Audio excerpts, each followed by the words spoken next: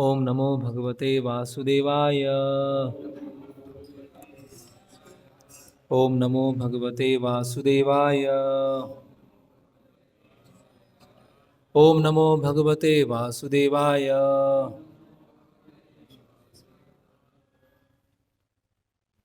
तो आज हम पढ़ेंगे श्रीमद् भागवतम स्कंद 4 अध्याय 28 अगले जन्म में पुरंजन को स्त्री योनि की प्राप्ति। श्लोक क्रमांक 50। शब्द पाठ। चितिम दारुमयीं चित्वा तस्यां पत्यु कलेवरम आदीप्य च अनुमरणे विलपन्ति मनः दधे चितिं दारुमयीं चित्वा तस्यां पत्यु कलेवरम् आदीपचानुमरणे विलपन्ति मनो दधे। अनुवाद। तब उसने लकड़ियों से चिता बनाकर और अग्नि लगाकर उसमें अपने पति के शव को रख दिया। इस सब के बाद वह दारुण विलाप करने लगी और अपने पति के साथ अग्नि में भस्म होने के लिए स्वयं भी तैयार हो गई। तात्पर्य। यह अत्यंत प्राचीन वैदिक प्रथा है कि श्रद्धावान पत्नी अपने पति के साथ ही मर जाती है। यह सहमरण कहलाता है। यह प्रथा भारत में अंग्रेजों के आगमन काल तक प्रचलित थी, किंतु उस समय तक यदि कोई स्त्री पति के साथ नहीं मरना चाहती थी तो कभी कभी उसके संबंधी उसे बलपूर्वक ऐसा करने के लिए बाध्य कर देते थे। पहले ऐसा न था। पत्नी स्वेच्छा से अग्नि में प्रवेश करती थी। ब्रिटिश सरकार ने इसे अमानुषिक समझकर बंद करा दिया, किंतु हम भगवान भारत के प्राचीन इतिहास में पाते हैं कि जब महाराज पांडु मरे तो उनकी 2 पत्नियां माद्री तथा कुंती जीवित थी। प्रश्न यह था कि वे दोनों मरे या एक। महाराज पांडु की मृत्यु के बाद यह तय हुआ कि केवल एक ही मरे। माद्री अपने पति के साथ मरे और कुंती 5 पांडवों के पालन के लिए जीवित रहें। हमने 1936 में देखा है कि एक पति परायणा पत्नी स्वेच्छा से अपने पति के साथ अग्नि में प्रविष्ट हुई थी। इससे सूचित होता है कि भक्त की पत्नी को ऐसा करने के लिए तैयार रहना चाहिए। इसी प्रकार गुरु भक्त शिष्य को चाहिए कि यदि वह गुरु के संदेश को कार्य रूप देने में असफल रहता है तो वह गुरु के साथ मर जाए। जिस प्रकार भगवान इस पृथ्वी पर धर्म की पुनर्स्थापना के लिए आते हैं, उसी तरह उनका प्रतिनिधि गुरु भी धर्म की पुनर्स्थापना के लिए आता है। यह तो शिष्यों का कर्तव्य है कि गुरु के संदेश को ग्रहण करके उसे कार्य रूप में परिणित करें, अन्यथा अच्छा हो कि शिष्य भी गुरु के साथ मर जाएं। दूसरे शब्दों में, गुरु की इच्छा पूर्ति के लिए शिष्य को अपना जीवन उत्सर्ग करने तथा अपने सारे निजी विचारों को त्यागने के लिए सन्नद्ध होना चाहिए। ओम अज्ञानतिमिरन्धस्य ज्ञानञ्जनं शलाकया चक्षुरुन्मिलितं तस्मै श्री गुरुवे नमः। श्री चैतन्य मनोभीष्टं स्थापितं येन भूतले स्वयं रूप कदा मह्यं ददाति स्वापदान्तिकम्। वन्देऽहं श्रीगुरो श्रीयुतपदकमलं श्रीगुरून् वैष्णवांश्च श्रीरूपं साग्रजातं सहगण रघुनाथान्वितं सजीवं साद्वैतं सावधूतं परिजनसहितं कृष्ण चैतन्य देवं श्री राधा कृष्ण पादान सहगण ललिता श्री विशाखान्वितांश्च नमः ओं विष्णुपादाय कृष्ण पृष्ठाय भूतले श्रीमते भक्तिवेदांत स्वामिनिधि नाम्ने नमस्ते सारस्वते देवे गौरवाणी प्रचारणे निर्विशेष शून्यवादी पाश्चात्य देशे तारणे। जय श्री कृष्ण चैतन्य प्रभु नित्यानंद श्री अद्वैत गदाधर शिवासादि गौर भक्तवृंद। हरे कृष्णा कृष्णा कृष्णा हरे हरे, हरे राम राम राम हरे हरे। तो ये बहुत महत्वपूर्ण तात्पर्य है। एक शिष्य का गुरु के साथ में क्या संबंध होता है। कैसे उसको अपने गुरु की इच्छाओं को समझना चाहिए, और केवल इच्छाओं को नहीं, उसके पूरे मिशन को समझना चाहिए। और जो गुरु मिशन दे के गए हैं उसको समझकर उसको आगे बढ़ाने का प्रयास करना चाहिए। जो भी आध्यात्मिक विरासत के रूप में मिला है उसको यथारूप आगे नेक्स्ट जनरेशन में ये जो लीगेसी है वो आगे कैसे बढ़ते रहे, ये शिष्य का एक बहुत महत्वपूर्ण कर्तव्य है। संप्रदाय की प्योरिटी को मेंटेन करना, संप्रदाय के निर्देशों को मेंटेन करना, और जो स्पिरिचुअल मास्टर हैं, आध्यात्मिक गुरु हैं, उनके मिशन को समझना। तो यहाँ पर हिंदी में लिखा है, यदि वह गुरु के संदेश को कार्य रूप में देने में असफल रहता है तो वह गुरु के साथ मर जाए। यहाँ प्रभुपाद लिख रहे हैं, इंग्लिश में है, a devoted disciple of the spiritual master would rather die with the spiritual master than fail to execute the spiritual master's mission. Spiritual master के जो मिशन है, एक कार्य एक अलग शब्द है और जो मिशन है वो एक अलग शब्द है। उस मिशन में बहुत सारे अलग अलग कार्य हो सकते हैं। तो एक तरह से ये जो अनुवाद है पूरा स्पष्ट, उसका जो शाब्दिक अर्थ निकलना चाहिए वैसा अनुवाद नहीं है। तो और आगे भी इसमें लिख रहे हैं, यह तो शिष्यों का कर्तव्य है कि गुरु के संदेश को ग्रहण करके उसे कार्य रूप में परिणित करे। यहाँ इंग्लिश में लिखा है, it is the duty of the disciples to take charge of the mission of spiritual master, take charge of the mission of the spiritual master and execute it properly. Take charge of the mission of spiritual master. तो उसके लिए mission को पहले समझना होगा, mission की बारीकी को समझना होगा, मिशन है क्या, क्या मिशन नहीं है, क्या मिशनरी एक्टिविटीज़ नहीं है। तो श्रील प्रभुपाद एक अपने बहुत महत्वपूर्ण तात्पर्य है। तो ये वार्तालाप है विष्णुदूत और यमदूतों के बीच में। तो यमदूत जो हैं अजामिल को पकड़ने आए हैं, दंड देने आए हैं। तो वहाँ पर विष्णुदूत आ जाते हैं और विष्णुदूत प्रश्न करते हैं यमदूत से कि अगर आप वास्तव में यमराज के सेवक हैं तो आप ये बताइए कि धर्म क्या है और अधर्म क्या है। यमराज तो कौन है? धर्मराज, धर्मराज यमराज। तो आप ये बताइए, आप तो उनके सेवक हैं। तो सेवक का कर्तव्य है स्वामी के मन को और हृदय को जानना। जब सेवक स्वामी के मन को और हृदय को नहीं जानेंगे तो वो सेवा कैसे कर पाएंगे।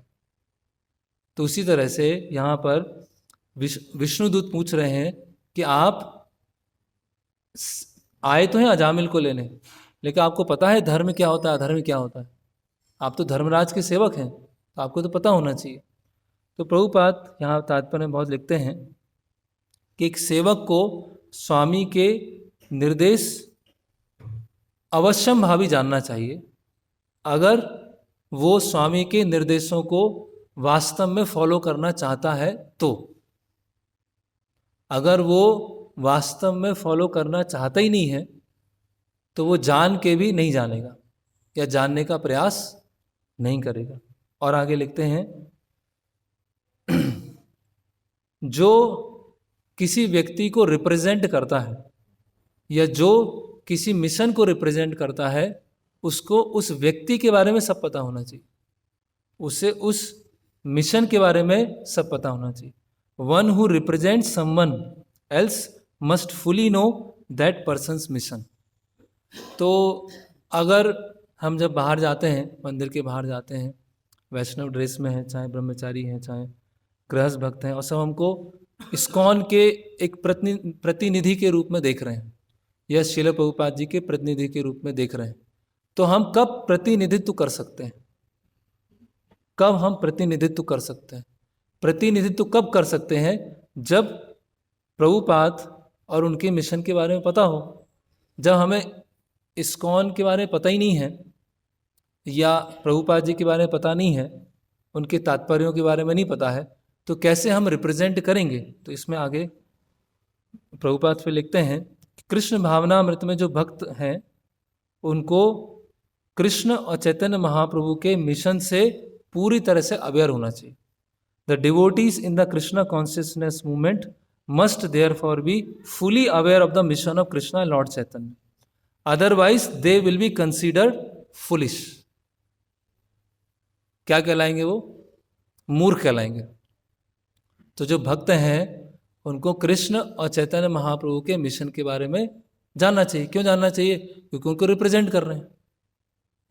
और अगर नहीं पता है और केवल एक्सटर्नल बाहरी तौर से वेशभूषा है और कुछ हम फील गुड टाइम पास एक डिवोशनल सर्विस कर रहे हैं, तो फिर क्या है? मूर्ख कहलाएंगे। प्रभुपाद लिख रहे हैं अगर आपको या तो प्रतिनिधित्व करना छोड़ दें, या तो प्रतिनिधित्व करना छोड़ दें कि भाई मैं इस सोसाइटी से, इस मिशन से बिलोंग नहीं करता हूँ, और अगर प्रतिनिधित्व कर रहे हैं तो उसके बारे में पता होना चाहिए। ये आधा अध कचरा बीच में नहीं होना चाहिए। फिर क्या बोला है Prabhupada? All devotees especially preachers must know the philosophy of Krishna consciousness so as not to be embarrassed और इंसल्टेड व्हेन दे प्रीच।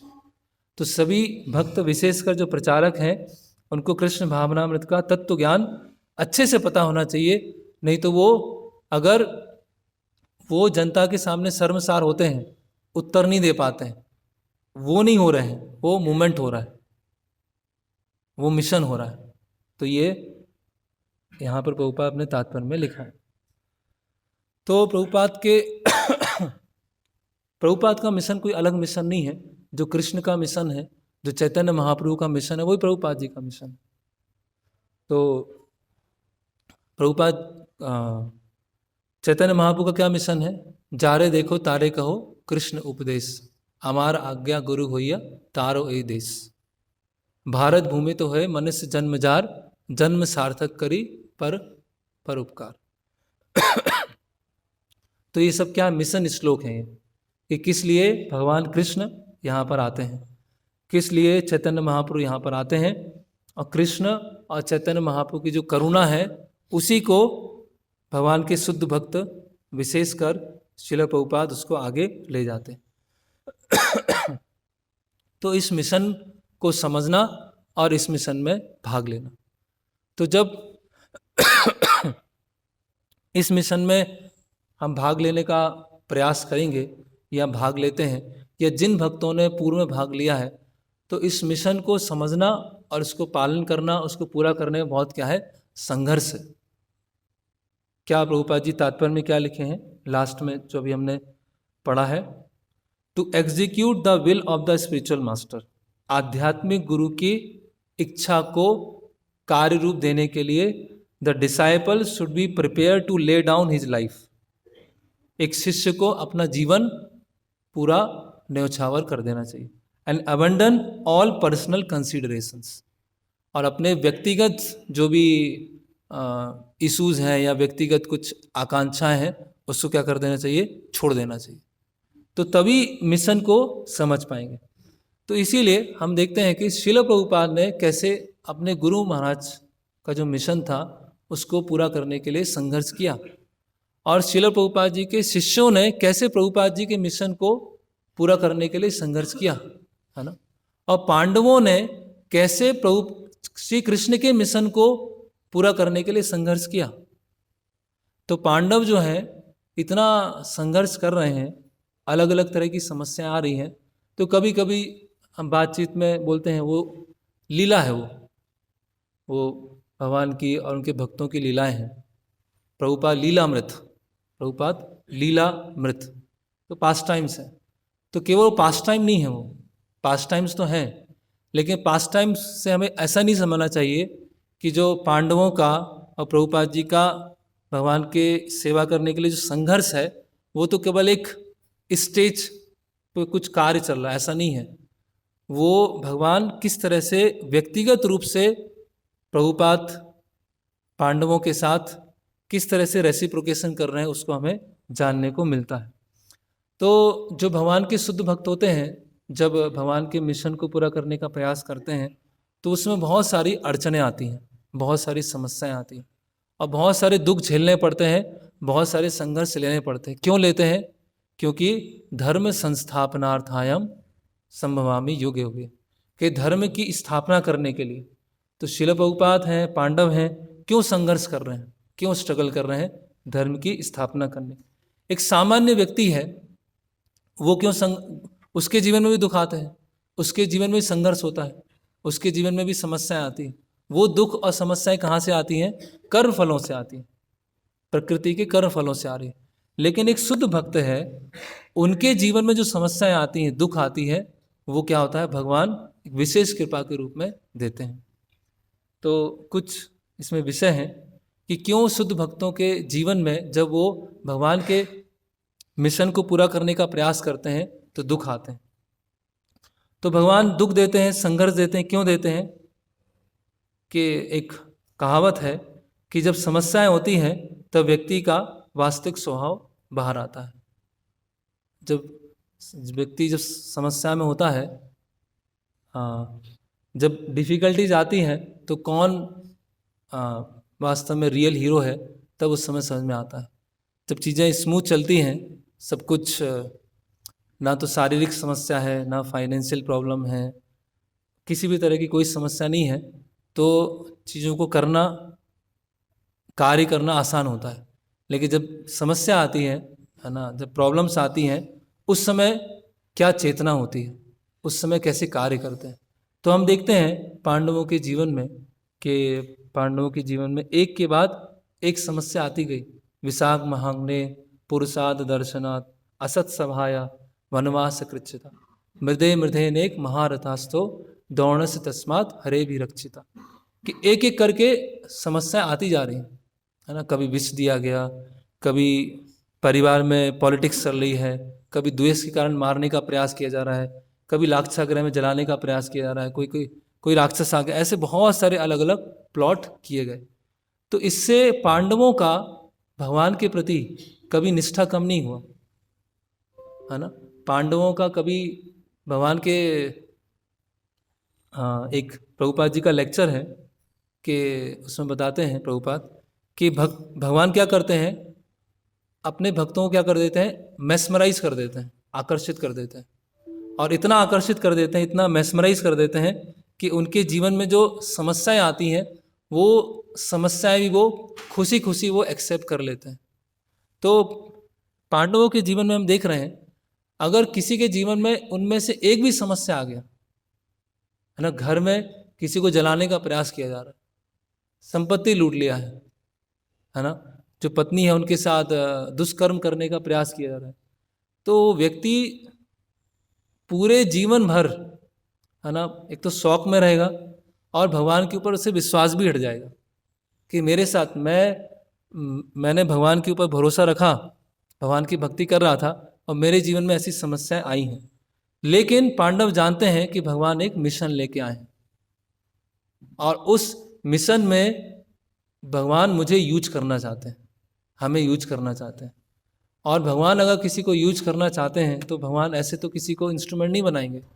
वो इंस्ट्रूमेंट क्या होना चाहिए? बहुत परफेक्ट इंस्ट्रूमेंट होना चाहिए।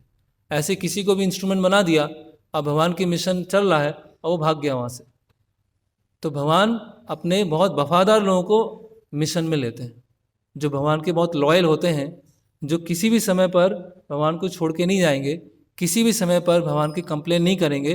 भगवान उनको क्या करते हैं? चूज करते हैं, उनका चुनाव करते हैं और ऐसे चुनाव करके उन लोगों को रखते हैं कि अभी पता चलेगा कि मेरे भक्तों का कितना गुणगान है।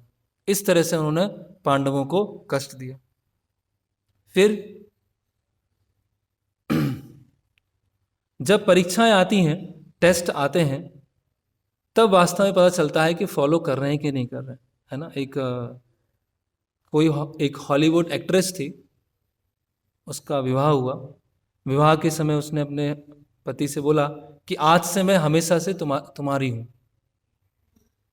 नित्य काल के लिए मैं हमेशा से तुम्हारी हूँ। और 6 साल के बाद डाइवर्स हो गया। 6 साल पहले बोल दिया कि हमेशा से तुम्हारी हूँ, और 6 साल के बाद डाइवर्स हो गया। मतलब ये जो शब्द हैं कि मैं आपसे प्रेम करता हूँ, मैं भगवान आपसे प्रेम करता हूँ, या गुरु से प्रेम करते हैं, या एक दूसरे से प्रेम करते हैं, वो प्रेम का टेस्टिंग कब होगा? वो प्रेम का टेस्टिंग होगा जब समस्याएं आएंगी जीवन में, जब जीवन में संघर्ष होगा। जब समस्या और संघर्ष होगा तब पता चलेगा कि गुरु के प्रति कितना कमिटमेंट है ना, गुरु के प्रति कितनी निष्ठा है, या गुरु के प्रति हमने जो वचन दिया है उसको हम कर रहे हैं कि नहीं कर रहे हैं। जैसे परम पूज्य भक्ति विकास महाराज बताते हैं कि जब वो बांग्लादेश में थे तो बांग्लादेश में प्रचार कर रहे थे, तो एक बार वो एक बस में थे, बस में बकरियां थीं, भेड़ थीं, लोग थे, बहुत अलग अलग तरह के मुर्गियां थीं उसमें, ऐसी तो बस थी वो। और महाराज को 102-103 डिग्री बुखार था और पूरा शोर शराबा हो रहा है। तो महाराज ने विचार किया कि मैं वहाँ पर आयरलैंड लंदन में वहाँ रहता था, अच्छा जीवन था, अच्छे से था, आज मैं हजारों किलोमीटर दूर एक ऐसे देश में हूँ ना जहाँ से किसी से बात करना, कम्युनिकेशन करना वो बहुत मुश्किल है।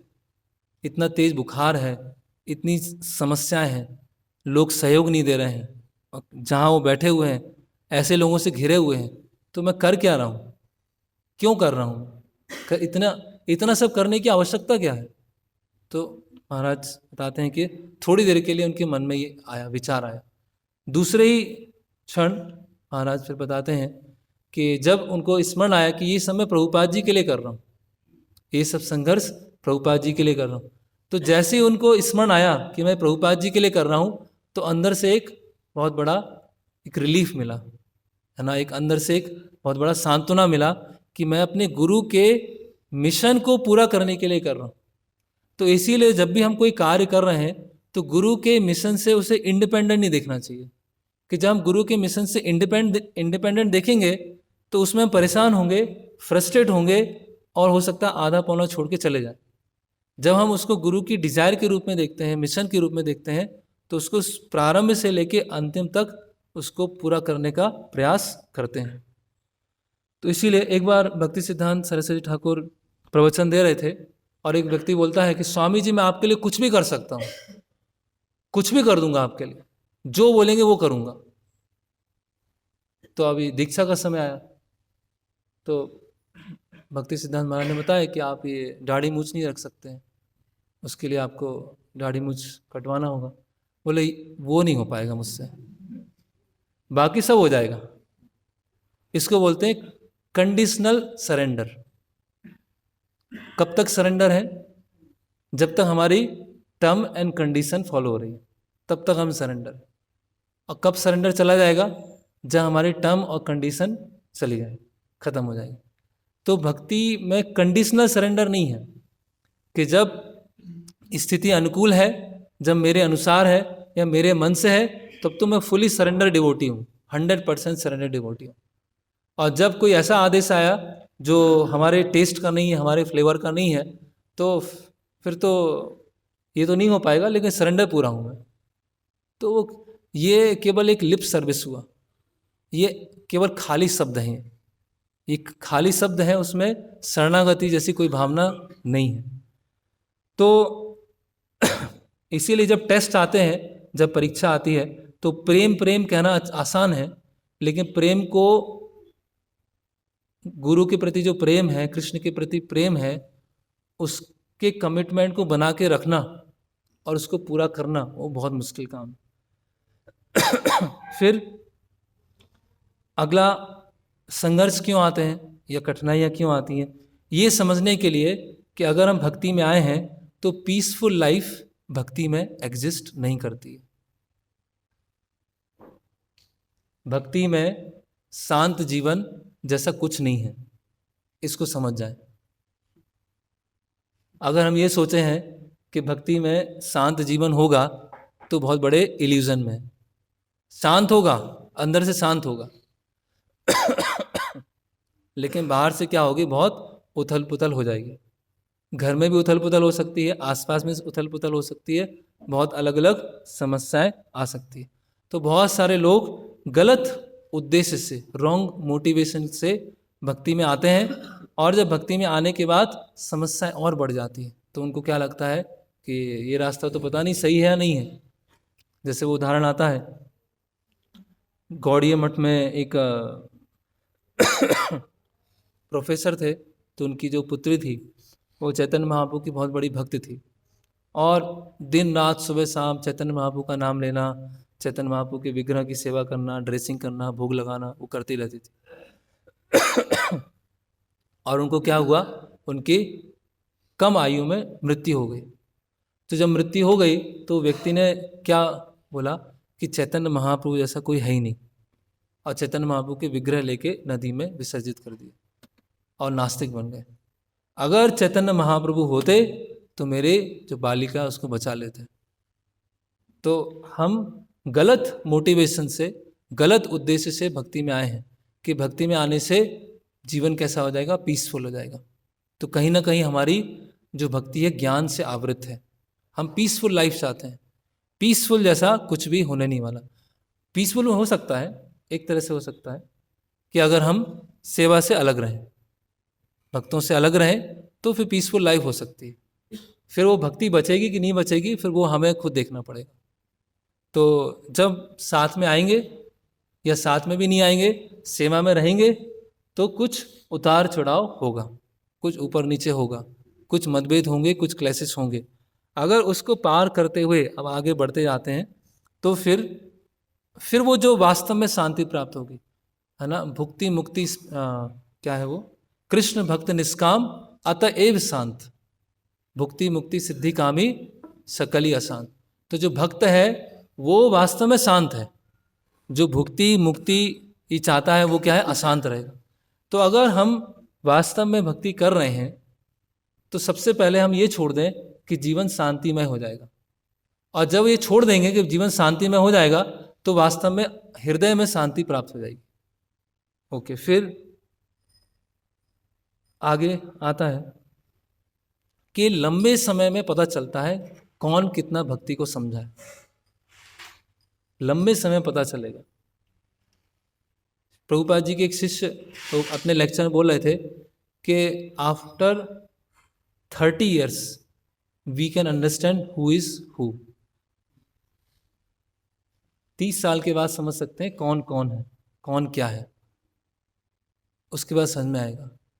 तो जब कुछ भक्त हो जाते हैं, जिसको इंग्लिश में बोलते हैं ब्लूप, ब्लूप मतलब गायब, पूरा फील्ड से ही चले गए, गायब है, कुछ आता पता नहीं।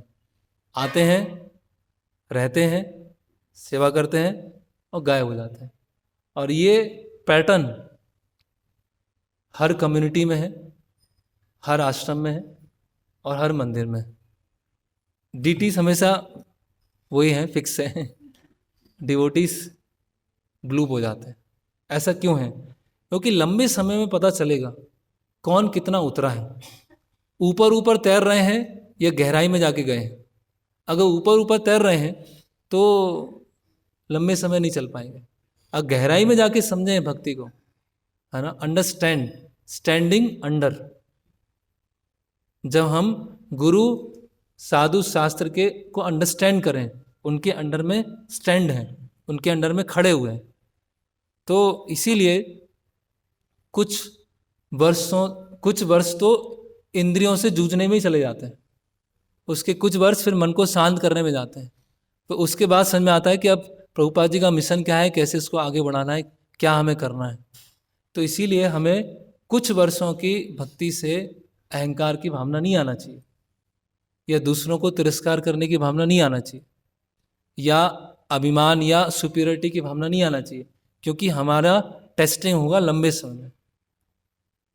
तो इसीलिए संघर्षों से पता चलता है। तो पिछले साल मुरारी गुप्त प्रभु यहाँ पर आए थे, तो बता रहे थे एक बार कि वो हर साल लीका कैंप ऑर्गेनाइज करते हैं, और वो सालों साल से कर रहे हैं। जुलाई के महीने में कुछ प्रभुपाद जी के शिष्य भी आते हैं, आसपास के जो क्रोएशिया है वहाँ के भक्त आते हैं। तो बता रहे थे कि एक बार जब लीका कैंप चालू हुआ तो उनको कुछ करने की इच्छा नहीं हुई। तो महाराज ने कहा कि क्या आप थोड़े परेशान और निराश जैसे लग रहे हैं। तो मुरारी गुप्त प्रभु ने कहा कि कोई भक्त सहयोग ही नहीं कर रहा है, किसी का सर्विस एटीट्यूड अच्छा ही नहीं है, कैसे मैं अकेले कैसे करूँगा, तो मेरी करने की इच्छा ही नहीं हो रही, क्या करूँगा। तो महाराज बोलते हैं कि आपकी जो फीलिंग है वो सेकेंडरी है, लेकिन गुरु के प्रति जो कमिटमेंट है वो प्राइमरी है। तो आपको करते समय अच्छा नहीं लग रहा है, वो डजेंट मैटर, वो मैटर नहीं करता है कि आपको कैंप ऑर्गेनाइज करने में अच्छा लग रहा है या नहीं लग रहा है, लेकिन गुरु के आदेश से आप कैंप ऑर्गेनाइज कर रहे हैं, वो आपका प्राइमरी है। तो इसीलिए लंबे समय में स्टडीनेस पता चलता है, लंबे समय में स्टडीनेस पता चलेगा। ऐसे बहुत सारी चीज़ें आएंगी जो हमें पूरी तरह से निरुत्साहित ही करेंगे। हो सकता है भक्ति ही निरुत्साहित करें, सिचुएशन ही निरुत्साहित करे, अभी कोई कर ही नहीं रहा, कॉपरेट ही नहीं कर रहा, क्या करें। प्रभुपाद अभी हम देखेंगे, प्रभुपाद के जीवन में अलग अलग ऐसे इंसिडेंट आते हैं, लेकिन प्रभुपाद ने हार नहीं माना है ना, या पांडवों ने ऐसा कभी हार नहीं माना है ना। तो इसीलिए हमारा जो गुरु के प्रति कमिटमेंट है वो प्राइमरी है, और उस कमिटमेंट से जो फीलिंग्स आएंगी वो रियल फीलिंग होगी। अभी हम सेवा नहीं कर रहे हैं और हमें निराशा की फीलिंग आ रही है, वो हम भौतिक स्तर पे निराश हो रहे हैं। वास्तव में निराशा क्या है कि मैं अच्छे से सेवा नहीं कर पाया, मैंने सेवा में त्रुटि किया, मैंने ध्यान नहीं दिया, मेरे पास इतना टाइम था मैंने वेस्ट कर दिया, इतने टाइम को हम यूटिलाइज करते तो पता नहीं आज कहाँ पहुँच जाते। जब ऐसी निराशा होगी तो वास्तविक निराशा है, और हमें निराशा हो रही है, अरे वो तो इसने ऐसा बोल दिया, अब तो हम तो सेवा नहीं करेंगे, अरे वो तो वहाँ जाते हैं तो ऐसा हो जाता है तो अब तो हम सेवा नहीं करेंगे। तो मीन्स हम अपनी फीलिंग्स को गुरु के आदेश से ऊपर समझ रहे हैं, लेकिन गुरु के आदेश सर्वोपरि है। हमारी फीलिंग्स गुरु के फीलिंग्स के इनलाइन होना चाहिए। गुरु को क्या सही लग, उनको क्या चाहिए वो सोचना चाहिए, मुझे क्या चाहिए वो इम्पोर्टेंट नहीं है। इसलिए शुद्ध भक्ति की परिभाषा में क्या है, आनुकूल्यन कृष्णानुशीलनम। आनुकूल्यन, आनुकूल्यन मतलब जैसा गुरु चाहते हैं वैसा करना, जैसा कृष्ण चाहते हैं वैसा करना, जैसा वैष्णव चाहते हैं वैसा करना। ऐसा नहीं अभी किसी के घर जाते हैं और जो भक्त हैं उनको कुछ लीवर का कुछ समस्या है, तली हुई चीज़ें नहीं खा सकते हैं, उनके घर गए तो प्रभु जी छोले भटूरे हैं, पूड़ी है, पराठा है, आपके लिए इतना मेहनत करके आपके लिए बनाया है, सुबह 2 बजे उठ के बनाया है, लीजिए आप। तो उससे पहले पूछ लेना चाहिए कि क्या आपके लिए विधि है, क्या आपके लिए निषेध है। वो अधिक अच्छा रहेगा कि हम बना के किसी के ऊपर डालें जो शायद उस चीज़ को उस समय एक्सेप्ट नहीं कर पाए। तो इसीलिए भक्ति में रूप गोस्वामी क्या बोलते हैं, आनुकूल लेना, कि कैसा गुरु चाहते हैं, कैसा वैष्णव चाहते हैं। ऐसा नहीं कुछ भी करके गुरु महाराज प्रसन्न होना ही पड़ेगा आपको। क्यों होना पड़ेगा, क्योंकि मैं 5 साल से आश्रम में हूं, तो प्रसन्न होना ही पड़ेगा आपको। तो और मैं इतनी सेवा कर रहा हूं, इतनी रोटियां बेल दी मैंने, प्रसन्न तो होना ही पड़ेगा आप। तो हम डिमांड नहीं कर सकते कि महाराज प्रसन्न हो, पहले हम ये चाहेंगे कि एग्जैक्टली क्या वो चाहते हैं उसको। फिर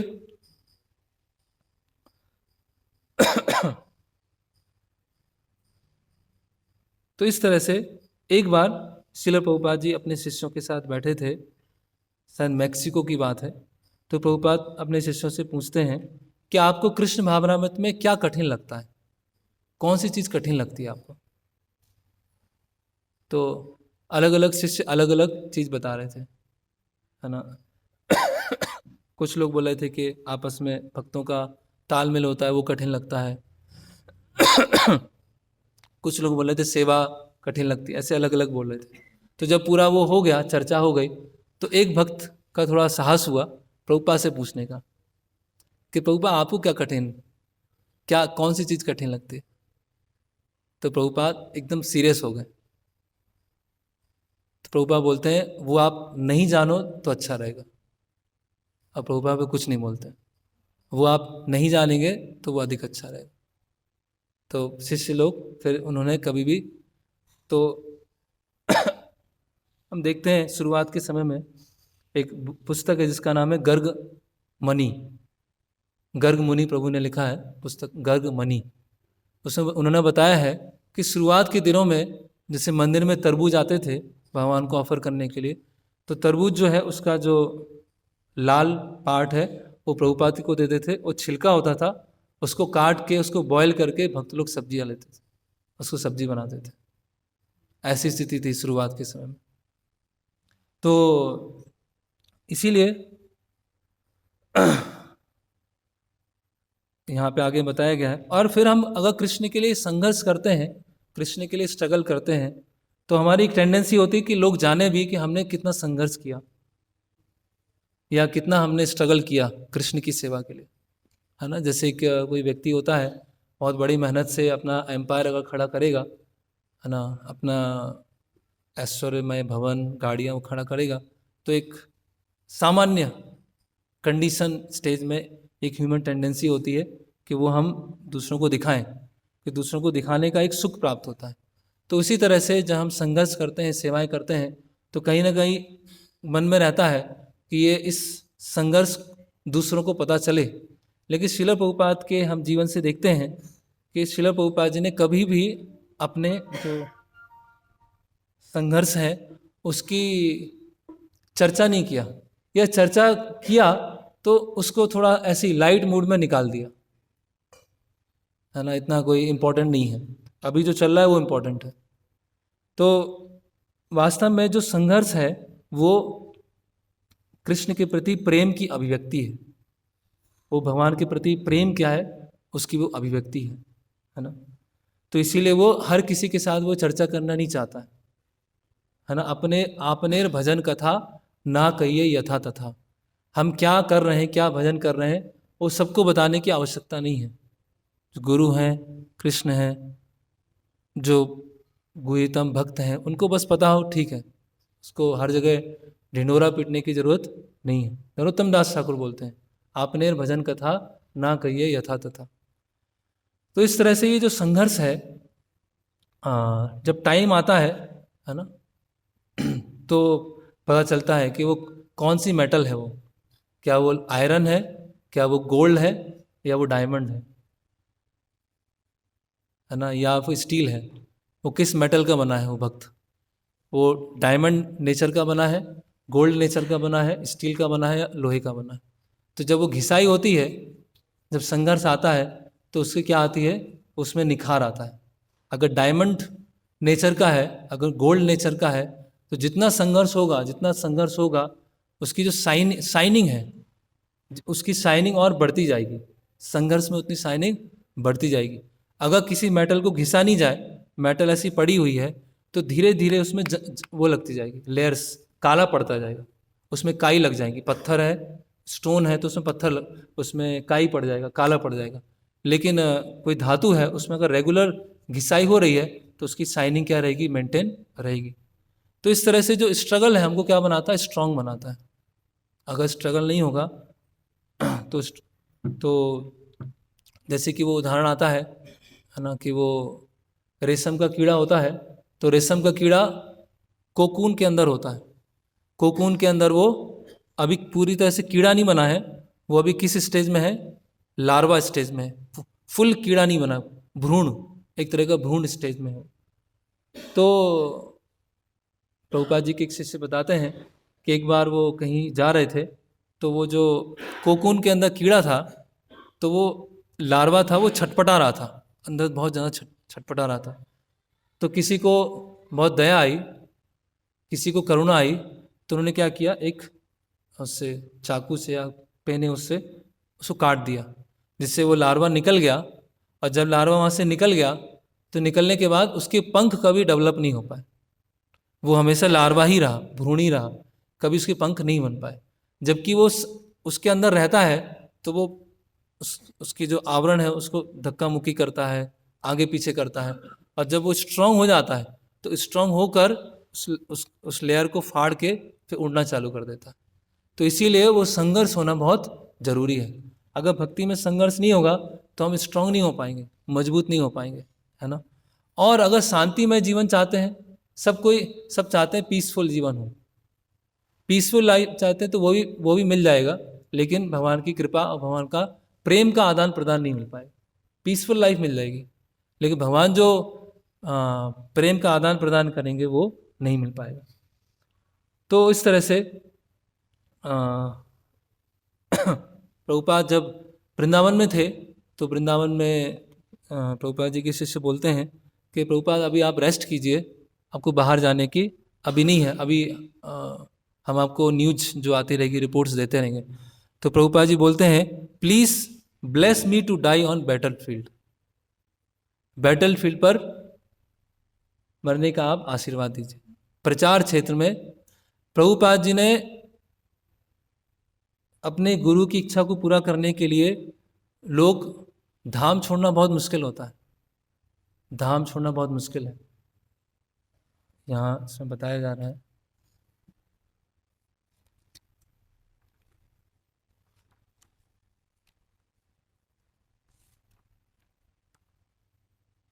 इसमें एक बहुत इंपॉर्टेंट टॉपिक है।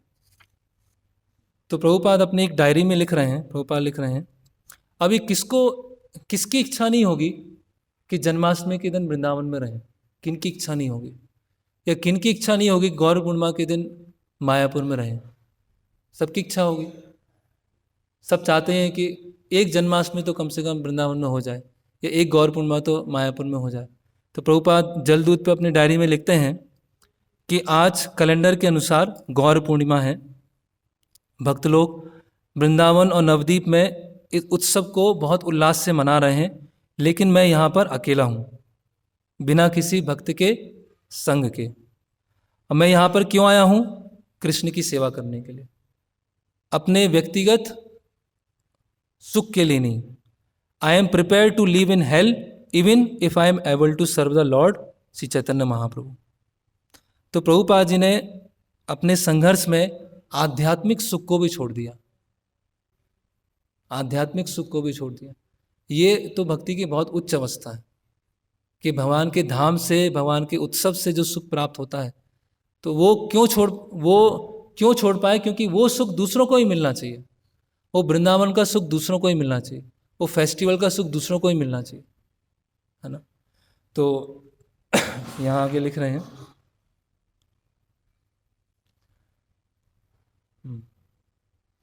तो श्रील प्रभुपाद ने अपना हेल्थ, अपना कंफर्ट, अपनी सिक्योरिटी सब कुछ सेक्रीफाइस कर दिया। अपने स्वास्थ्य को नहीं देखा, अपने कंफर्ट को नहीं देखा। और यहाँ बता रहे हैं, प्रभुपाद लिखते हैं कि 1954 से लेके 1966 तक I struggle very hard alone from 1954 to 1966। कितने साल हुए? 12 साल। 12 साल संघर्ष कैसे किया? अकेले संघर्ष किया। और फिर आगे प्रभुपाद लिखते हैं, फिर अमेरिका में आने के बाद Srila Prabhupada went through more struggling alone.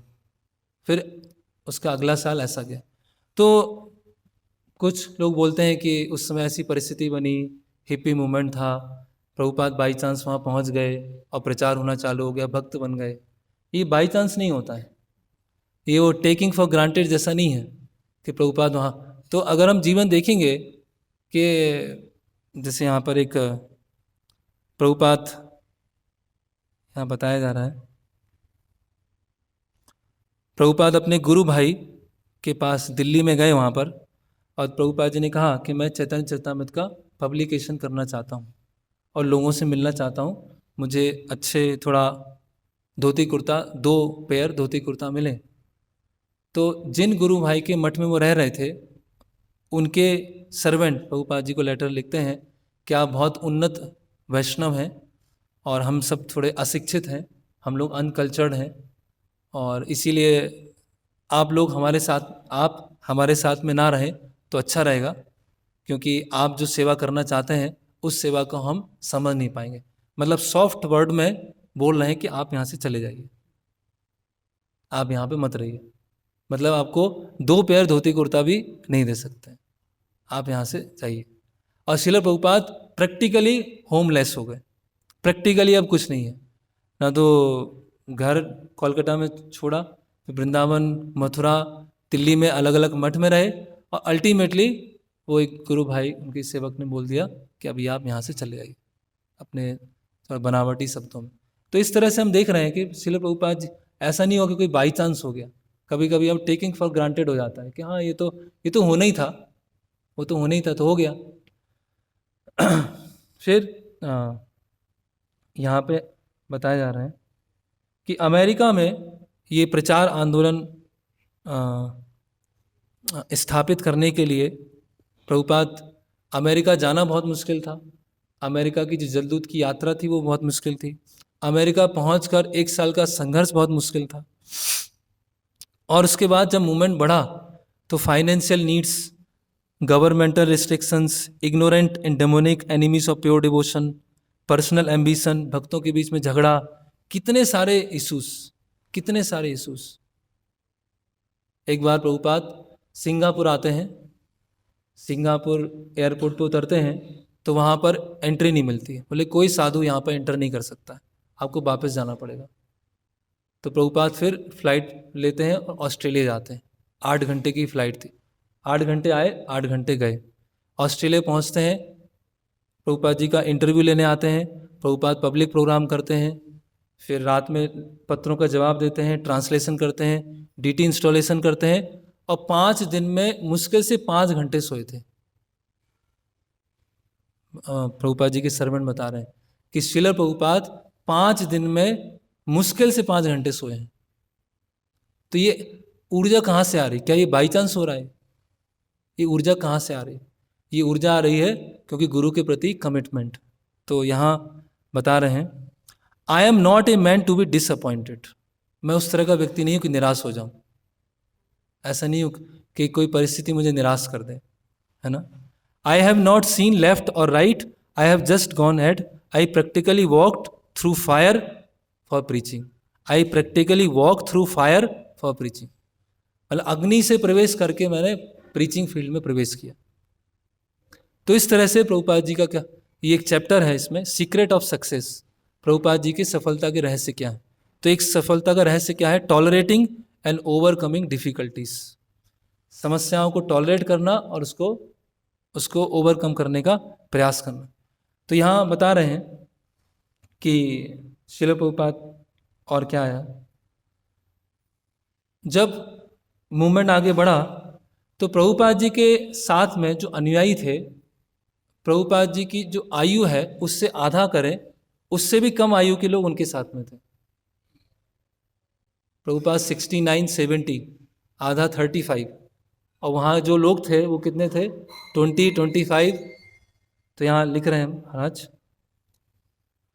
Very few people even among those half his age would have been able to handle the strain of working so hard. कि जो युवा है, जो बॉडी यंग है, माइंड फ्रेश है, बुद्धि तीक्ष्ण है, वो भी इतने तनाव को सहन नहीं कर सकते, वो भी इतना मेंटल बर्डन नहीं ले सकते हैं जितना प्रभुपाद जी ने 70+ उम्र में बर्डन लिया। इतना तनाव, travelling continually, overseeing a rapidly expanding movement and dealing with non-ending follies and foibles of his disciples। तो ट्रैवलिंग कर रहे हैं, मूवमेंट को देख रहे हैं, पत्रों के जवाब दे रहे हैं, भक्तों के बीच में मतभेद है उसको देख रहे हैं, डीटी स्टैंडर्ड्स को देख रहे हैं, जो पुस्तक वितरण करने वाले हैं उनको उत्साह दे रहे हैं, कितने सारे कार्य कर रहे हैं, और कंटिन्यूस हेल्थ सिचुएशन ठीक नहीं है, और मुश्किल से 2 या 3 घंटे सो रहे हैं। हरि सौरी प्रभु बोलते हैं कि समस्याएं प्रभुपाद को कभी निरुत्साहित नहीं कर सकती। Adversities never daunts Prabhupada. Prabhupada लिखते हैं, there is no question of discouragement, जिसका निरुत्साहित होने का प्रश्न ही नहीं उठता है। तो ये हम देखते हैं श्रील प्रभुपाद के जीवन से। फिर और आगे लिखा जा रहा है, यहाँ प्रभुपाद जी के एक शिष्य हैं श्याम सुंदर प्रभु, प्रभुपाद जी के बारे में बताते हैं कि प्रभुपाद जी क्या क्या कर रहे हैं, कैसे मिशन को आगे बढ़ा रहे हैं। प्रभुपाद जी का जो व्यक्तित्व है फोर्सफुल और एनर्जेटिक, बहुत बल है उसमें और बहुत ऊर्जा है। He is so active that he seem super human. इस तरह से इतने एक्टिव हैं वो, एक सुपर ह्यूमन की तरह। हम समझ नहीं सकते हैं कि उनका जो मन है किस तरह से कार्य कर रहा है। इतने वर्ल्ड वाइड मूवमेंट को संभालते हुए पर्सनल लेवल पर प्योरिटी और डिसिप्लिन मेंटेन करना है, डीटीज को बनवाना है, डीटीज को परचेज करना है, डीटीज को भेजना है, डीटी इंस्टॉलेशन करना है, बुक्स लिखना है, बुक्स का प्रिंटिंग देखना है, बुक्स का डिस्ट्रीब्यूशन देखना है, लक्ष्मी कितना आ रहा है, अकाउंट्स मेंटेन करना है, भक्तों को दीक्षा देना है, भक्तों के रिप्लाई करना है। 100 थिंग्स एट वंस, 100 चीज़ें एक साथ सिर पे हैं, 100 चीज़ें एक साथ ऊपर हैं।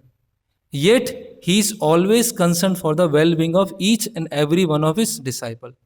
इतना सब करते हुए वो एक एक भक्त के लिए व्यक्तिगत रूप से चिंतित है कि इनका सही से विकास हो रहा है कि नहीं हो रहा। इतना सब हैंडल करते हुए भी हर भक्ति के लिए प्रभुपाद व्यक्तिगत चिंतित है। प्रभुपाद लिखते हैं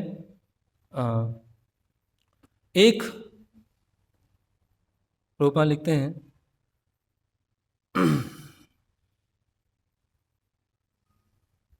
एक भक्त को, एक बद्ध जीव को भक्त बनाने के लिए कई गैलन खून बहाना पड़ता है। जब कई गैलन खून बहता है उसके बाद एक बद्ध जीव भक्त बनता है। किसी को हिंदू से मुस्लिम बनाना आसान है, एक तरह से मुस्लिम से क्रिश्चियन बनाना आसान है, हिंदू से नास्तिक बनाना आसान है, कम्युनिस्ट से कोई दूसरे पार्टी में जाए वो आसान है, लेकिन एक जीव की भोग की इच्छा को छोड़कर सेवा की इच्छा को डेवलप करना वो बहुत मुश्किल है। इसीलिए एक व्यक्ति को यहाँ बता रहे हैं, I have to shed my blood 3 tons to make one convince in Krishna consciousness, especially these Europeans and Americans. तो एक यूरोपियन या अमेरिकन को भक्त बनाने के लिए 3 टन खून, 3 टन खून जब बहता है तो उसके बाद उसमें चेंज आता है, और ये वास्तव में है ना। तो इसीलिए प्रभुपाद यहाँ लिखते हैं, I work hard my whole life, I never like to sit idle. मैं पूरे जीवन मैंने कठिन परिश्रम किया है, मैं कभी ऐसे फालतू बैठना नहीं चाहता, खाली बैठना नहीं चाहता। आलस, from my birth I was never lazy never dull, I did not like laziness. तो आश्रम जो है लेजी और क्रेजी के लिए नहीं है। आश्रम जीवन जो है वो लेजी और क्रेजी के लिए नहीं है। लेजी मतलब जो मिशन को नहीं समझे हैं, मिशन में भाग लेना नहीं चाहते हैं, है ना। और क्रेजी मतलब जो आवश्यकता से अधिक पागल है। थोड़ा पागल होना जरूरी है इस मूवमेंट में बने रहने के लिए, थोड़ा पागलपन जरूरी है, लेकिन अधिक गलत डायरेक्शन में पागल होंगे तो इस तरह से श्रील प्रभुपाद जी का जीवन है। कुछ घटनाएं और हम डिस्कस करेंगे उसके बाद। तो अभी हम लास्ट लेते हैं। तो बेसिकली पूरे अभी डिस्कशन का ये है कि हम सबको जो एटलीस्ट भक्ति में समय जिनको हो गया है, अभी जिम्मेदारी लेना है, रिस्पॉन्सिबिलिटी लेना है। और रिस्पॉन्सिबिलिटी लेना मतलब हेडेक लेना, रिस्पॉन्सिबिलिटी लेना मतलब अपनी नींद छोड़ना। तो अभी गेस्ट जैसी भक्ति हो गई, गेस्ट जैसी भक्ति हो गई है, अभी होस्ट जैसी भक्ति करना है, मतलब दूसरों को भक्ति में लेके आना है। गेस्ट जैसी भक्ति कैसी होती है? आए, हरे कृष्णा प्रभु जी, हरे कृष्णा माता जी, धन्यवाद प्रणाम, कैसा है प्रसाद? अच्छा था, आज तो पनीर में मिर्ची अधिक हो गई थोड़ी, और कितना अच्छा कीर्तन था, हाँ ठीक है, हरे कृष्णा, चलते हैं हम भी घर जाते हैं, अच्छा लगा आज तो, बहुत बढ़िया लगा। ये होना गलत नहीं है, लेकिन यहाँ रुक जाना वो गलत है। तो इसीलिए थोड़ा शांति को, सुकून को थोड़ा साइड में करके थोड़ा जिम्मेदारी अगर लेंगे तो कृष्ण के साथ संबंध कैसा होगा? ठीक होगा। ये यथा माम प्रपद्यन्ते ताम सतः भजाम्य। जो भक्तों की, डीटीज की, सेवाओं की, प्रोजेक्ट की, लैंड की, डिपार्टमेंट की जिम्मेदारी लेते हैं, क्योंकि ये कौन है? ये कृष्ण का लैंड है, ये कृष्ण का प्रोजेक्ट है, ये कृष्ण का डिपार्टमेंट है, स्वयं कृष्ण है। उतना संबंध ठीक बनता है, उतना संबंध प्रगाढ़ बनता है। अगर किसी के साथ संबंध बनाना चाहते हैं तो उनको समझना होगा और उनको कार्यों करना होगा। तो इसीलिए ये बहुत महत्वपूर्ण है। अगर कृष्ण हमें चाहते हैं कि कृष्ण रियल हैं या हमारे साथ रेसिप्रोकेट करते हैं, तो उसके लिए जिम्मेदारी लेना पड़ेगा, है ना। जब परिवार में बड़ा होता है तो जो बड़े बच्चे होते हैं वो छोटे बच्चों का जिम्मेदारी लेते हैं। बड़े बच्चे हमेशा ऐसा एक्सपेक्ट करें कि जैसे हम छोटे थे और उस समय में हमसे हमारे साथ डील होता था, उस समय उस तरह ही हमेशा डील किया जाए, तो हमेशा वो छोटे बने रहेंगे। जब छोटे थे, अब भक्ति में कभी काफ़ी समय हो गया है, तो अब जो नए हैं उनकी जिम्मेदारी लेना है। ये रोना गाना नहीं है कि अब तो हम पुराने हो गए तो अब तो क्या है, अब तो कोई पूछने वाला नहीं है। अब समय आ गया है कि हम जिम्मेदारी लेके नए लोगों के भक्ति जीवन का जिम्मेदारी लें, भगवान के डीटीज की जिम्मेदारी लें, भगवान की जो सर्विसेज हैं डिपार्टमेंट उसकी जिम्मेदारी लें, है ना। तो और कुछ 2-3 पॉइंट और हैं। और अगर हम जिम्मेदारी लेंगे तो हमें बहुत सारे भक्तों की सेवा करने का अवसर मिलेगा। जिम्मेदारी लेना मतलब वैष्णव सेवा है। जिम्मेदारी लेना कोई हेडेक नहीं है, अरे यार मुझे तो शांति से चैंटिंग करना है। आप बता दो करना क्या है, वो बता दो बस। उनकी सेवा देखो, इनकी सेवा देखो, इनकी सेवा देखो, ये मुझसे नहीं होगा। एक्चुअली उनकी सेवा नहीं देखना है, उनकी सेवा देखना मतलब उनकी सेवा करना जो वो सेवा कर रहे हैं। तो ये वैष्णव सेवा का एक पार्ट है कि जो अलग अलग भक्त सेवा में लगे हुए हैं, उन भक्त अच्छे से सेवा कर रहे हैं, कुछ गलती कर रहे हैं तो सुधार करना, उनको ट्रेन करना, तो वो एक पार्ट है। तो हम सोचे हम तो ये तो हेडेक हम नहीं ले सकते, आप सेवा बता दिया करो, समय बता दिया करो, क्या करना है उसमें हम आ जाएंगे, सेवा कर लेंगे। वो भी अच्छा है। एक तरह से खुद सेवा करना आसान है, सेवा करवाना बहुत मुश्किल है। क्योंकि जिसे सेवा करवा रहे हैं वो कभी भाग गया, वो कभी सो गया, वो एक्सक्यूज दे के चला गया, अब करेगा कौन? अभी करने वाला कौन है? इसीलिए कभी कभी ऐसा लगता है कि क्यों हम हेडेक लें। लेकिन जिम्मेदारी लेना ये वैष्णव सेवा का एक बहुत बड़ा पार्ट है। अगर हम वास्तव में वैष्णवों की सेवा करना चाहते हैं तो उनके आध्यात्मिक जीवन की जिम्मेदारी लें। और आध्यात्मिक जीवन की जिम्मेदारी लेना मतलब उनको सेवाओं में नियुक्त करना। तो एक बार प्रभुपाद जी से पूछा गया कि प्रभुपाद लीडर बनने का क्या अर्थ है। तो प्रभुपाद जी बोलते हैं कि अगर कुछ अच्छा होता है तो श्रेय टीम को जाएगा, और कुछ गलत होता है तो उसका भार लीडर को लेना पड़ेगा। अगर कुछ अच्छा हुआ तो सब टीम मेंबर शेयर करेंगे, और कुछ गलत हुआ तो वो जो लीडर है उसकी जिम्मेदारी। इसीलिए जिम्मेदारी लेने से थोड़ा हम रफ एंड टफ बनते हैं, है ना। और चैतन्य महाप्रभु प्रभु अपने एक लेक्चर में बता रहे थे कि जो जिम्मेदारी लिए हैं लीडर हैं या जो भक्त आगे बढ़ना चाहते हैं, उनका जो स्किन होना चाहिए, कैसा होना चाहिए? सुअर का स्किन होना चाहिए। ऐसा वो छुई में जैसे भक्त नहीं होना चाहिए। छुई में जैसे भक्त होते हैं, ऐसे थोड़ा छू लिया उसमें सिकुड़ गए, वो थोड़ा टेम्परेचर डिफरेंस हुआ उसमें ही हो गया उनका, उसी में शाखा से नीचे गिर गए। वो रफ एंड टफ होना चाहिए। रफ एंड टफ का मतलब ये नहीं है कि हम दूसरों के प्रति सेंसिटिव नहीं होंगे, उनकी आवश्यकताओं को नहीं समझेंगे, लेकिन खुद के लिए रफ एंड टफ होना चाहिए। फिर जिम्मेदारी लेने से हम टॉलरेंस सीखते हैं, नहीं तो कोई टॉलरेंस सीख नहीं पाएंगे अभी। तृणादपि सुनिचैन तरोरपि सहिष्णु अमानिना मानिदेन कीर्तनीय सदार। याद रहेगा, रोज मंगला आरती की बात बोलेंगे, लेकिन सीखेंगे कब? कब सीखेंगे? कब सीखेंगे? जब वो जिम्मेदारी लेंगे। और जब सबॉर्डिनेट हम पे चिल्लाएगा, कुछ बोलेगा, तब वो श्लोक तृणादपि सुनिचैन तरोरपि सहिष्णु। फिर यहाँ बताया जा रहा है पेशेंस सीखेंगे और कृष्ण के ऊपर निर्भरता सीखेंगे। जब लीडर होंगे, पूरा प्लान करेंगे, अच्छी सी योजना बनाएंगे और फेल होगा, फिर समझ में आएगा भाई मैं नहीं कर रहा हूँ, कृष्ण कराने वाले। तो कृष्ण के ऊपर निर्भरता और बढ़ जाएगी। और जिम्मेदारी लेने से हम अपने अहंकार को, फॉल्स ईगो को, इच्छाओं को सबसे फ्रंट लाइन में देख रहे हैं, सब हमको देख पाएंगे। ये प्रभु जी सबको लगा रहे हैं सेवा में। देखिए, बहुत थोड़ा लीडर, ये जो जिम्मेदारी लेने वाला है, वो कुछ थोड़ा सा बोल देगा, कैसे बोल दिया, सेवा देने वाले, जिम्मेदारी लेने वाले इस तरह से बोल रहे हैं। तो इसीलिए क्या सोचते हैं, भाई मैं कुछ करूं नहीं, बस अपना जप कर लूं, अब 2 घंटे की सेवा बता दी वो कर लूं बस।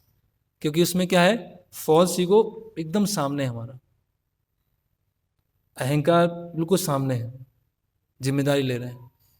तो सब चैन चाहते हैं, सब शांति चाहते हैं, कोई डिस्टर्ब रहना नहीं चाहता है, लेकिन कृष्ण के लिए वो लेना पड़ेगा।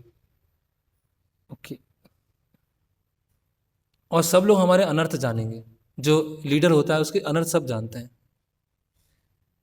प्रभु जी टाइम पे मंगला नहीं आरती नहीं आते, प्रभु जी अधिक प्रसाद लेते हैं, सबकी सीसीटीवी कैमरे लीडर के ऊपर लगे होते हैं, अनाउंसमेंट करेंगे उसमें और सबको प्रवचन देंगे, अच्छा लगेगा, लेकिन सबके सीसीटीवी कैमरे लगे हुए हैं।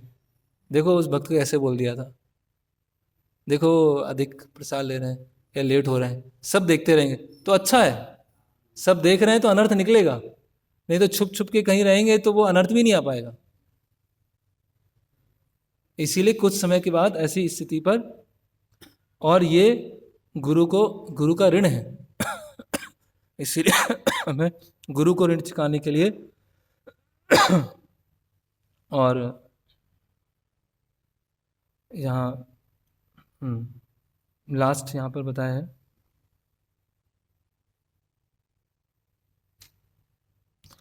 लास्ट में एक बार प्रभुपाद जी बोलते हैं, एक प्रभुपाद जी के शिष्य हैं, वो बोलते हैं, बहुत परेशान हो जाते हैं सेवाएं करते करते, जिम्मेदारी लेते रहते, बोलते हैं प्रभुपाद मैं आपके साथ में ट्रैवलिंग करना चाहता हूँ, अब बहुत हो गया, अब नहीं हो पाएगा मुझसे। तो प्रभुपाद जी बोलते हैं, I need devotees who will sit down tight and develop something. मैं ऐसे भक्त चाहता हूँ जो एक जगह बैठ जाएं और उसको डेवलप करें। Sure Krishna consciousness is relishable but somebody going to do heavy lifting. तो कृष्ण भावना में बहुत वो है, रसमयी है, लेकिन कुछ लोगों को तो हैवी लिफ्टिंग करना ही पड़ेगा, कुछ लोगों को तो भार उठाना पड़ेगा। तो इस तरह से ये जो प्रभुपाद जी का तात्पर्य था कि गुरु की इच्छा को पूरा करने के लिए व्यक्तिगत विचार नहीं करना चाहिए और सेक्रीफाइस करने के लिए तैयार रहना चाहिए। हरे कृष्णा कृष्णा कृष्णा हरे हरे, हरे राम राम राम हरे हरे। एक किन्हीं का कोई मिस?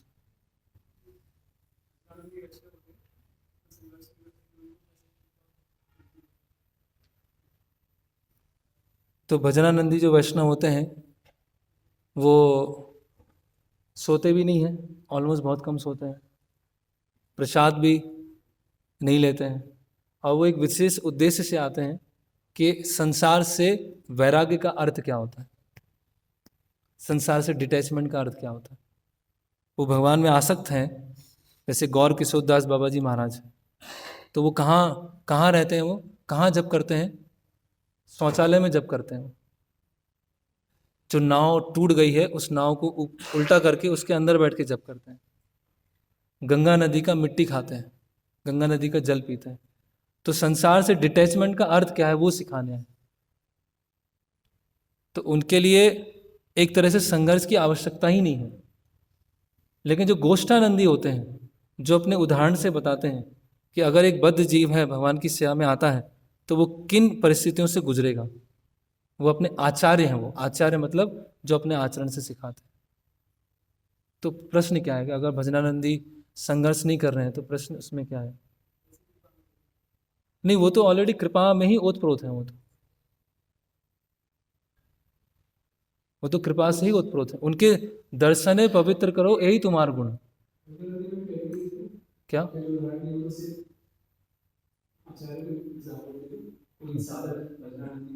तो ऐसा भजनानंदी गुरु के आदेश से ही हो सकता है।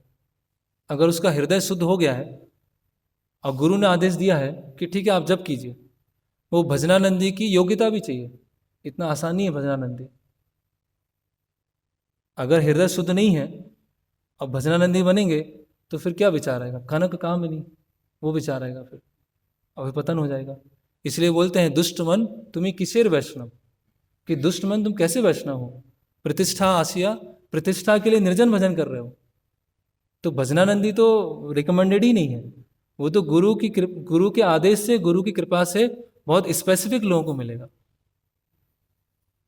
जब उनका हृदय शुद्ध हो चुका है तो तब।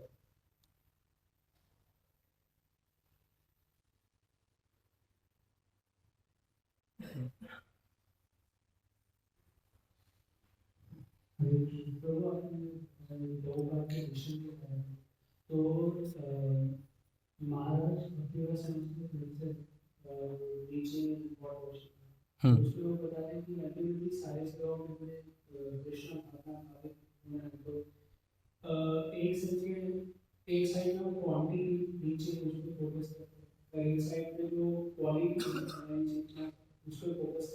हम्म।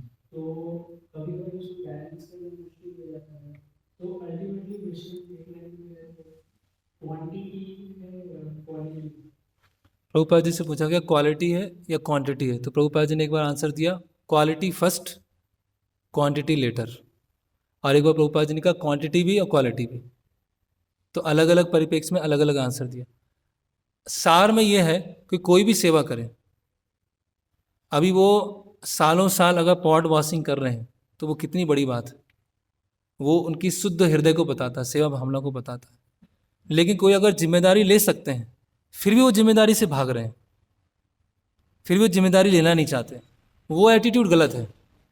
किसी को पॉट वॉशिंग दिया गया, पॉट वॉशिंग किए जा रहे हैं, किए जा रहे हैं, किए जा रहे हैं, कोई जिम्मेदारी नहीं दे रहे हैं, लेकिन वो निष्ठावान रूप से पॉट वॉशिंग किए जा रहे हैं, वो ग्लोरियस है, गुरु की कृपा मिलेगी। लेकिन अगर उनको जिम्मेदारी दिया जा रहा है और उसके लिए योग्य हैं, और फिर बोला मैं जिम्मेदारी नहीं लूँगा क्योंकि हेडेक बहुत होता है, सिर दर्द बहुत होता है, इसीलिए मैं जिम्मेदारी नहीं ले पाऊँगा, तो वो एटीट्यूड गलत है। सब सेवाएं समान है, सब सेवाएं आध्यात्मिक स्तर पर है, तो कोई छोटी सी छोटी सेवा भी पूरे जीवन भर करे तो वो भी बिल्कुल सही है। लेकिन वो और कुछ करने के लिए भी योग्य है, कर सकते हैं, फिर भी नहीं कर रहे हैं तो वो गलत है, क्योंकि उसमें अपना खुद की मानसिक शांति छुपी हुई है। और वैसे भी सालों साल पॉट वॉशिंग करना वो कोई छोटी बात नहीं है, उसके लिए बहुत ज़्यादा समर्पण चाहिए, बहुत ज़्यादा डेडिकेशन चाहिए। अश्विनी मैम।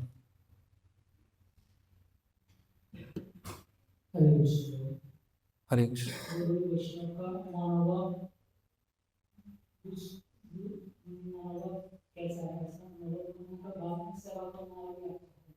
कैसा?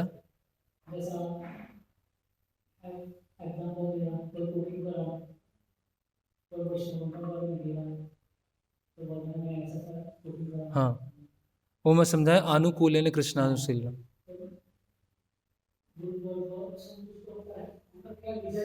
हाँ।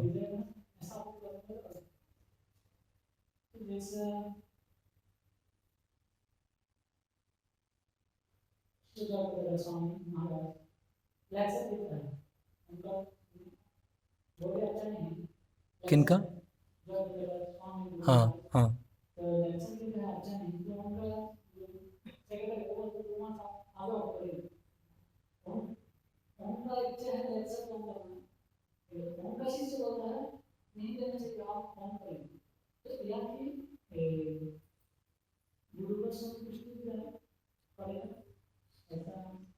देखिए ये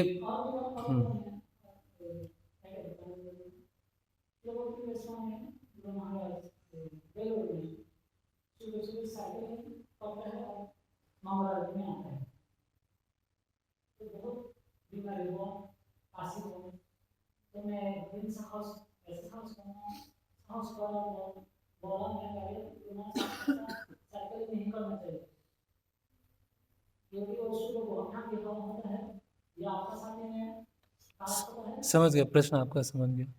प्रश्न ये है कि गुरु कुछ कार्य करना चाहते हैं तो क्या शिष्य को मना करना चाहिए कि नहीं करना चाहिए, उनको सुझाव देना चाहिए कि नहीं देना चाहिए।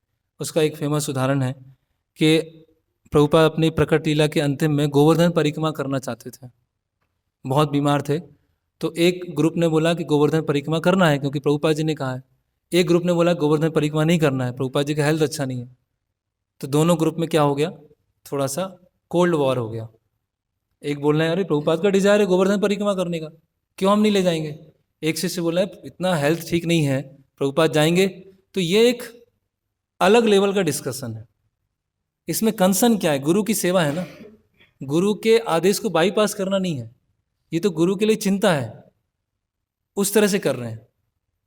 वो पर्सन है ना, एक व्यक्ति है, व्यक्ति से डील हो रहा है, कोई मशीन से डील नहीं हो रहा है। तो अगर शिष्य बोल रहे हैं कि महाराज आपका हेल्थ ठीक नहीं है, थोड़ा सा विश्राम कीजिए, तो वो ऐसा नहीं कर रहे हैं कि महाराज की आज्ञा का अवहेलना करना चाहते हैं। वो उनकी महाराज के प्रति चिंता है कि महाराज हम आपके साथ में जितना अधिक समय उतना समय रहना चाहते हैं, तो आपका स्वास्थ्य अच्छा होगा तो हम सब आप हमारे साथ में रहेंगे। तो आप उनके प्रति चिंता है, तो वो अवहेलना नहीं कहलाएगा। तो इसी तरह से महाराज साइकिल से जाना चाहते हैं, सर्दी है, तो अगर हम कुछ सुझाव दे रहे हैं तो वो गलत नहीं है, वो तो एक पर्सनल रिलेशनशिप की बात है। यहाँ तो बड़े बड़े जो इंस्ट्रक्शन है उसकी बात हो रही है। तो वो गुरु शिष्य का संबंध है, गुरु चिंतित है। एक पुत्र भी पिता को आदेश दे कुछ बोल सकते हैं कि आप ऐसे कीजिए, तो इसका मतलब थोड़ी कि वो पिता के ऊपर जाके कोई ट्रांसग्रेस कर रहे हैं, उनका अवहेलना कर रहे हैं, अनादर कर रहे हैं। तो सुझाव दे रहे हैं क्योंकि उनको चिंता है। तो ऐसा नहीं कि जब जहाँ संबंध होता है वहाँ पर अलग अलग ऐसे विचार होते हैं। ये नहीं कि अरे गुरु तो चाहते हैं कि ठंडी में साइकिल में आए, अब मैं कैसे मानूं, कैसे मैं गुरु को बोल दूं, ये तो अवहेलना हो जाएगी। अवहेलना नहीं, तो गुरु के प्रति चिंता की बात है। Last question Amrish.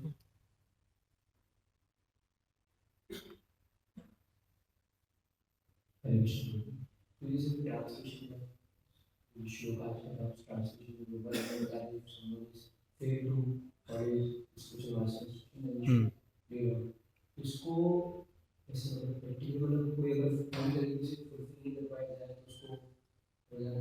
हाँ, तो अच्छा क्वेश्चन है। तात्पर्य में यह है कि अगर वो गुरु की इच्छा को पूर्ति नहीं कर पा रहा है, मिशन को नहीं समझ पा रहा है, तो उसको गुरु के साथ मर जाना चाहिए। तो मैं ढूंढने का प्रयास किया, लिंक कहीं मिला नहीं, लेकिन मैं अपनी छोटी समझ से इतना समझ पाया कि वो शिष्य मरा हुआ है। अगर वो गुरु के मिशन को नहीं समझा और गुरु की मिशन को आगे बढ़ाने का प्रयास नहीं कर रहा है, तो वो एज गुड एज डेथ, वो मर चुका है। वो इस तरह से बताया उसमें। और उसमें जो अन्य सीनियर भक्त हैं उनसे पूछ सकते हैं, लेकिन इतना मैं समझा उससे। अभी ऐसा नहीं होगा क्योंकि जो गुरु के निर्देश को समझ नहीं पाया वो तो कभी ऐसा होगा भी नहीं कि गुरु जा रहे हैं तो मैं भी अपना प्राण त्याग दूं, इतना तो डेडिकेशन होगा ही नहीं।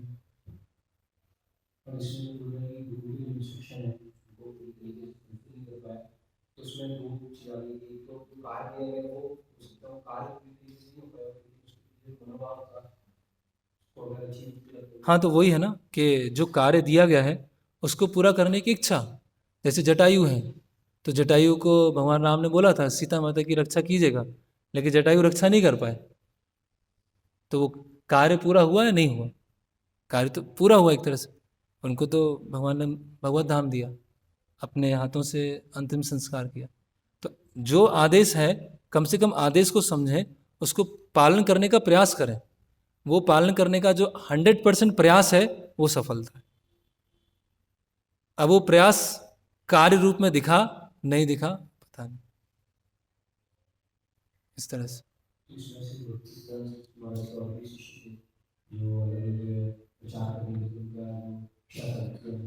हाँ,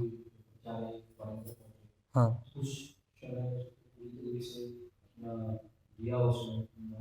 हाँ हाँ, लेकिन जब वो वहाँ से आए तब उन्होंने क्या बोला कि वहाँ पे प्रचार करना संभव नहीं है, या उनमें से एक दो शिष्यों ने तो ये बोला कि आप भारत में रह के क्या समझ पाएंगे कि वहाँ कैसे प्रचार होता है, ऐसे ऑफेंसिव शब्दों को बोला। तो उन्होंने प्रयास किया, असफल रहे, कोई बात नहीं, प्रयास तो किया ना, लेकिन असफल रहने के बाद फिर इस तरह से बोलना कि आप तो समझ नहीं पाएंगे कि वहाँ स्थिति क्या है, वहाँ कैसे प्रचार होता है, तो कितना अपराधजनक शब्द है। ओके, हरे कृष्णा कृष्णा कृष्णा हरे हरे, हरे राम राम राम हरे हरे। शिल प्रभुपाद की जय, श्रीमद् भागवतम की जय।